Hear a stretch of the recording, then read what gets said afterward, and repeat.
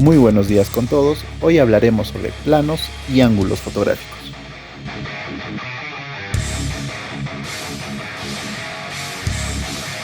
Gran plano general. El gran plano general se trata de un plano fotográfico amplio, generalmente tomado con un objetivo angular, en el que el sujeto principal solo ocupa una pequeña parte de la imagen, y se usa principalmente para describir la situación. La posición puede variar en función de la composición, pero lo normal es que no se le corte en ninguna zona.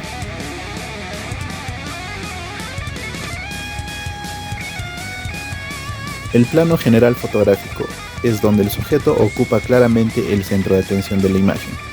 Si bien el entorno ofrece también una parte importante de la información del conjunto, no se corta por ninguna parte e influye mucho la perspectiva usada.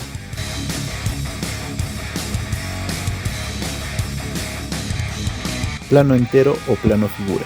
Es el plano más justo que se puede realizar de una persona, animal o cosa, sin que el encuadre corte ninguna parte del mismo.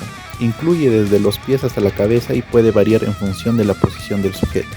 A partir de aquí, mejor no usar objetivos angulares para evitar las distorsiones.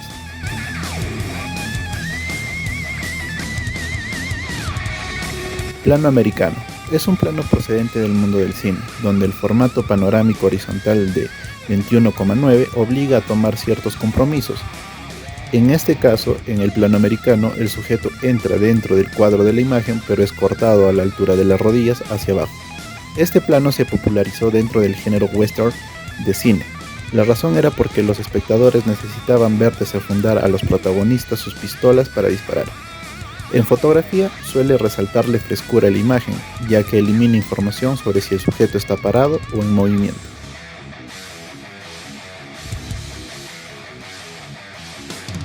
Plano medio largo o plano medio, uno de los planos más comunes y naturales, ya que ofrece una visión similar a la que tendríamos en una conversación con esa persona. Combina la cercanía del rostro con la expresividad del cuerpo. Se encuadra la parte superior del individuo con un corte a la altura de la cintura.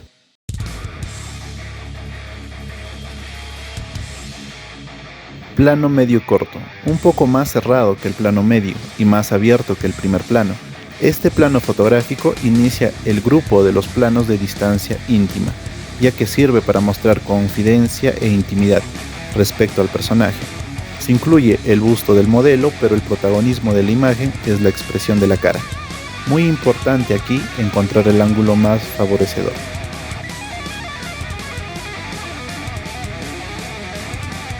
Primer plano. La definición del retrato en su concepto más clásico. Este plano fotográfico abarca los hombros, el cuello y la cara. Generalmente es para destacar la mirada o el gesto de la persona a fotografiar. La técnica fotográfica empieza a ser vital para cosas como evitar sombras o brillos, enfocar el punto de mayor interés, generalmente los ojos. Usar técnicas de sub o sobreexposición.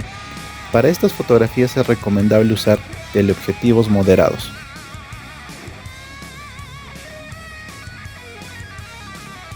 Primerísimo primer plano. Desde la barbilla hasta la frente, solo el rostro, nada más ocupa espacio en el encuadre. La expresión del retrato cinematográfico en el estado más puro. Máxima importancia a todos los elementos de la composición, especialmente los ojos. Evidentemente es el plano de mayor intensidad y cercanía con él o la retratada.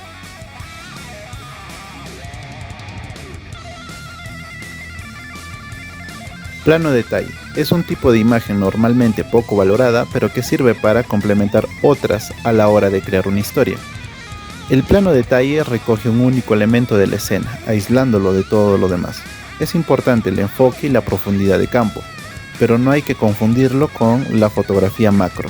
Una vez que hemos aprendido a seleccionar el plano fotográfico más adecuado a cada situación, te resultará mucho más sencillo escoger tu producto de fotodecoración para imprimirlo.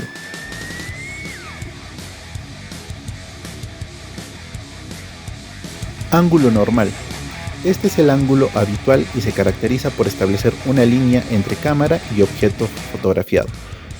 Proporciona una sensación de estabilidad y tranquilidad, precisamente derivada de originarse a partir de una posición con la que solemos no solo hacer fotografías, sino también observar el mundo.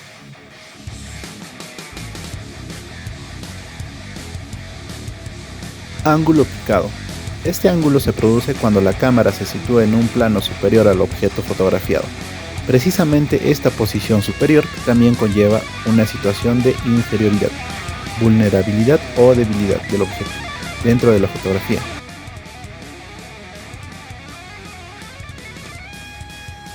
Ángulo cenital o picado extremo. Cuando la situación de la cámara con respecto al objeto o sujeto es de extrema superioridad, hasta el punto de situarse en la perpendicular al suelo por encima del sujeto fotografiado, entonces hablamos de ángulo cenital.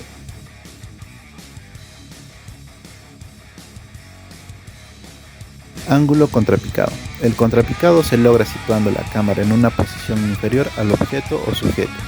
Con este ángulo dotamos al objeto o sujeto de mayor importancia, superioridad, majestuosidad o de una posición dominante frente al observador.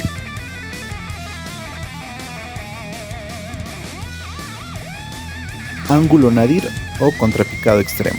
La cámara se sitúa prácticamente en la perpendicular que une objeto fotográfico y cielo. Con este ángulo se incrementa al máximo las sensaciones del contrapicado, poniendo al que observa la fotografía en la piel de una hormiga para la que todo es enorme y amenazador. Su uso se reserva casi exclusivamente para fotografía de edificios, ya que las líneas de estos dotan de una gran profundidad a las tomas.